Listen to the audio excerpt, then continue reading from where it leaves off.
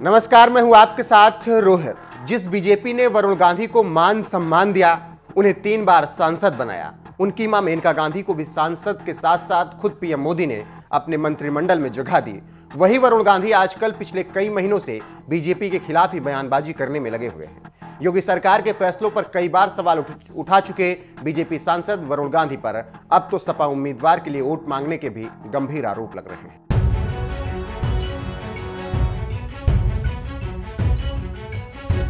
दरअसल social media पर एक ऑडियो क्लिप तेजी से वायरल हो रही है, जिसे पिछले कई दिनों से बीजेपी के खिलाफ बगावती तेवर अपनाने वाले सांसद वरुण गांधी की बताई जा रही है। इतना ही नहीं, इस कथित ऑडियो क्लिप को खुद बीजेपी नेता मेजर सुरेंद्र पूनिया ने अपने ट्विटर हैंडल पर शेयर किया है और लिखा है, जिस पार्टी ने वरुण गांधी को मान दिया, सम्मान दिया, 3 बार सांसद बनाया, उनकी मां को सांसद और मंत्री बनाया, आज वो उसी पार्टी में रहते हुए विरोधियों के लिए वोट मांग रहे हैं। यह तो गद्दारी है। यही सब करना है तो भाजपा छोड़कर करो।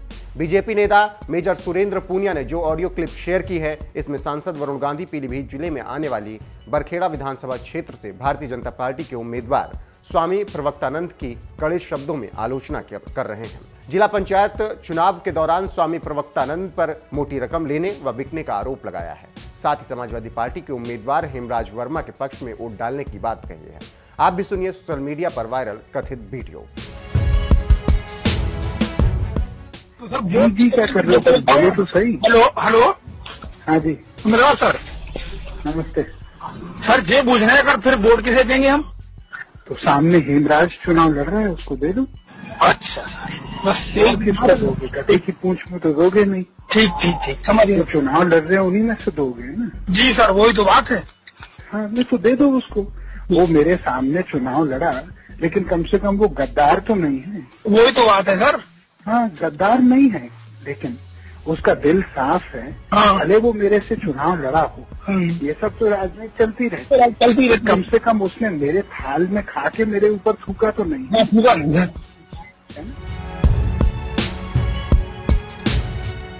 वरिष्ठ पत्रकार विकास भदौरिया ने इस ऑडियो क्लिप पर लिखा, एक ऑडियो वायरल है। बीजेपी के एक बड़े नेता कार्यकर्ता से कह रहे हैं कि सपा के उम्मीदवार को वोट दीजिए। बीजेपी उम्मीदवार को मैंने नाली से निकालकर नेता बनाया, वो मेरे पीठ में खंजर भोंक रहा है। मेरी और मेरी मां की राजनीति चोर और बेईमान को सपोर्ट नहीं करेगी। हेमराज को वोट दे दो। मीडिया के मुताबिक 45 सेकंड के इस ऑडियो क्लिप को लेकर जब वरुण गांधी से संपर्क किया गया तो उन्होंने कहा कि ऑडियो की क्या प्रामाणिकता है, कोई भी किसी की आवाज बनाकर ऑडियो बना लेता है। एक तरफ जहां वरुण गांधी ने इस कथित ऑडियो क्लिप में खुद की आवाज होने से इंकार किया, तो वहीं दूसरी तरफ बीजेपी में अब इस ऑडियो क्लिप के आधार पर उनके खिलाफ कार्रवाई करने की मांग उठने लगी है।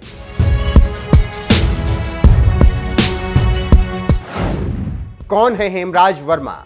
दरअसल इस कथित ऑडियो क्लिप में जिस हेमराज वर्मा का जिक्र किया गया है, वो साल 2019 के लोकसभा चुनाव में वरुण गांधी के खिलाफ चुनाव लड़ चुके हैं। सपा ने उन्हें पीलीभीत सीट से उम्मीदवार बनाया था, लेकिन हेमराज चुनाव हार गए और इस बार उन्हें अखिलेश यादव ने उस बरखेड़ा विधानसभा सीट से टिकट देकर मैदान में उतारा है, जहां से वो साल 2012 में विधायक रह चुके हैं। जबकि बीजेपी ने इस सीट से हेमराज के खिलाफ जयद्रथ उर्फ स्वामी प्रवक्तानंद को टिकट दिया है। लेकिन सोशल मीडिया पर वायरल कथित ऑडियो क्लिप की वजह से बीजेपी सांसद वरुण गांधी पर बीजेपी उम्मीदवार के लिए वोट मांगने की बजाय सपा उम्मीदवार हेमराज के लिए वोट मांगने के आरोप लग रहे हैं। वैसे आपको क्या लगता है, क्या वाकई वरुण गांधी ने सपा उम्मीदवार के लिए वोट मांगा है? अपनी राय हमें कमेंट कर जरूर बताएं। साथ ही इस चुनावी मौसम में पश्चिमी यूपी पहुंचे सीएम योगी ने एक जनसभा में क्या कुछ कहा है, आइए आपको सुनाते हैं। याद करिए, मैं आपको याद दिलाने के लिए आया हूं।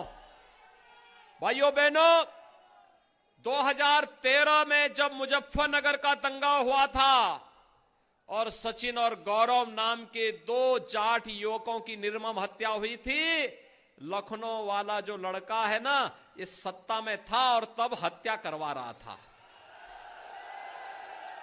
हत्यारों को प्रश्रय दे रहा था, दंगाइयों को लखनऊ में बुला करके उनका सम्मान कर रहा था।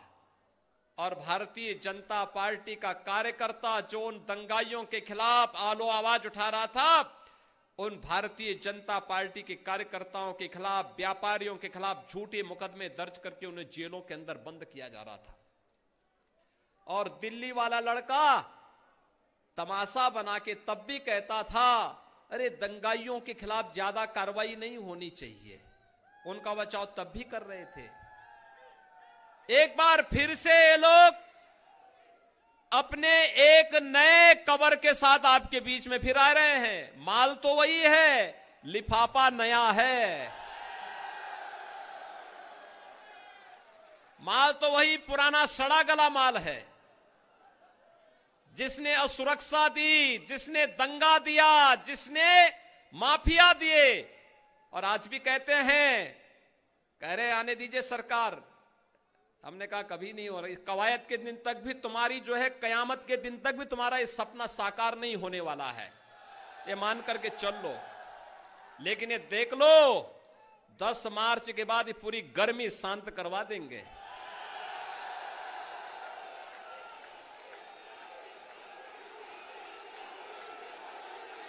क्योंकि भाइयों बहनों,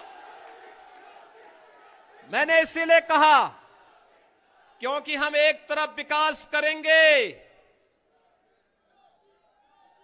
जेवर में इंटरनेशनल एयरपोर्ट आ रहा है, ये यहां के लाखों नौजवानों के लिए रोजगार और नौकरी की सुविधा लेकर के आ रहा है। फिल्म सिटी भी हम बना रहे हैं। फिल्म सिटी के निर्माण की कार्रवाई भी कर रहे हैं, और साथ साथ डिजिटल युग में सबसे बड़ी भूमिका होती है डाटा सेंटर की। डाटा सेंटर का भी निर्माण हो रहा है। पिछली सरकार तमंचे की फैक्ट्री चलाती थी, और हम यहीं पे डिफेंस कॉरिडोर दे रहे हैं। डिफेंस कॉरिडोर, यहां जो तोप बनेगी ना, और जब भारत की सीमा पे गरजेगी तो पाकिस्तान के छक्के उसी में छूट जाएंगे, जब वहां पे बुलंदशहर का नौजवान, क्योंकि प्रदेश के अंदर कोई एक जनपद है जहां के सर्वाधिक नौजवान सेना में हैं, तो वह जनपद बुलंदशहर है।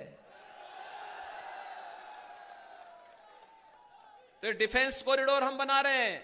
देखो, आप अंतर समझ सकते हैं। वे तमंचा बनाते थे लूटपाट करने, राहगरी करने के लिए, हम डिफेंस कॉरिडोर बना रहे हैं देश की रक्षा करने के लिए।